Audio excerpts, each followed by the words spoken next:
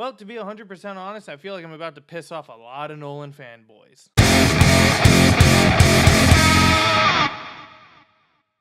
So Dunkirk is directed by Christopher Nolan and stars a large ensemble cast including Tom Hardy, Cillian Murphy, Mark Rylance, Harry Styles, and Kenneth Branagh, just to name a few. And this film is about the evacuation of Dunkirk, one of the largest military evacuations during World War II. 400,000 soldiers are pinned to the beaches of Dunkirk, where a group of both Navy vessels and British civilians are making their way to Dunkirk in order to help with the evacuation as the enemy is starting to close in on the soldiers. Now, Nolan's fandom is one of the most insane fandoms I have actually ever seen in my life. I mean, holy shit, these guys think of this man as a god. And don't get me wrong, I love me a good Christopher Nolan film every once in a while, but he is just a man. He can make mistakes. And Dunkirk shows that, because while this is a very good film, this does not aspire to the greatness that we really anticipate in a Nolan film. First off, I just gotta talk about the cinematography and the sound design. I mean, oh my god.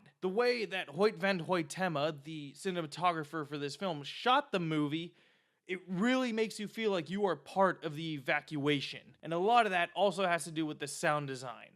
This is easily the best sounding film in the past few years. I mean, holy shit, everything sounded so realistic. The sound designer did an incredible job. And the use of practical effects as well. I mean, Nolan found ships that were part of the actual Dunkirk evacuation and used them within the film. All of that combined with this primal fear that you feel watching this movie about just wanting to stay alive really helps transport you to Dunkirk. I mean, honestly, those German planes coming in that we hear in the trailer,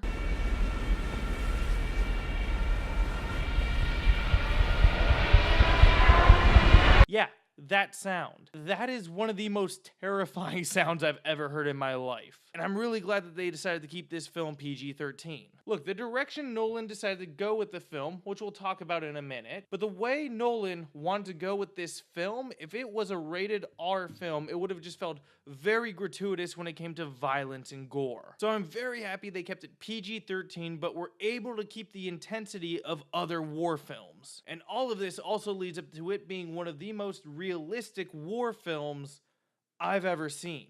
But with a lot of that realism, it also comes with a cost, that being character. There are really no characters within this film whatsoever that you really start to get to know.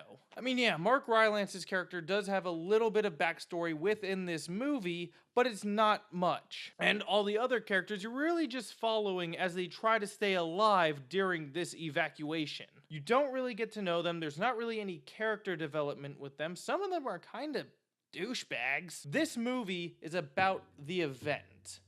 And while overall it worked for me, I would have much rather have seen more character development as well with a couple of the characters so we had a reason to care about them once shit started going down. I mean, it goes the nameless soldier route so much that when people start dying, you can't tell which one of these characters it is who's dying. They all look the exact same. And the editing in this film is a little bit of a mess. Now, you can follow this movie. It is not absolutely impossible, but you really have to be paying attention. All three stories that we are following in this battle, that being land, sea, and air, all take place during a different period of time.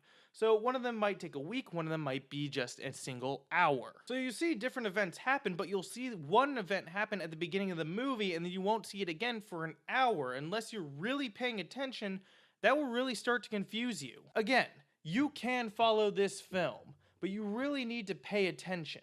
Again, you can follow this film, but you really need to be paying attention. If you're not going to be 100% invested into this story, you might want to skip the movie. Now, there's a way that this could have been fixed. I'll go into it at the end of the review. But my final thoughts on this film are that this is an intense film. It does grip you and does not let go from beginning to end. But fear and spectacular imagery can only bring a film so far, and I think the editing and the characters really bring it down from being one of Nolan's best films. But regardless, I'm gonna give Dunkirk a B+.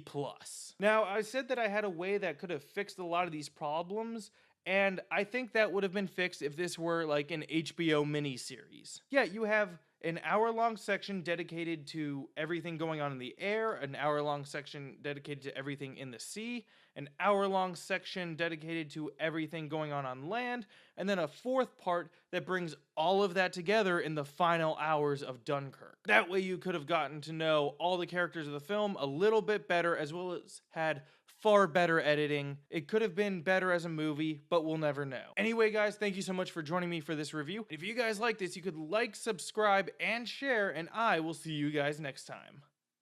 Bye for now.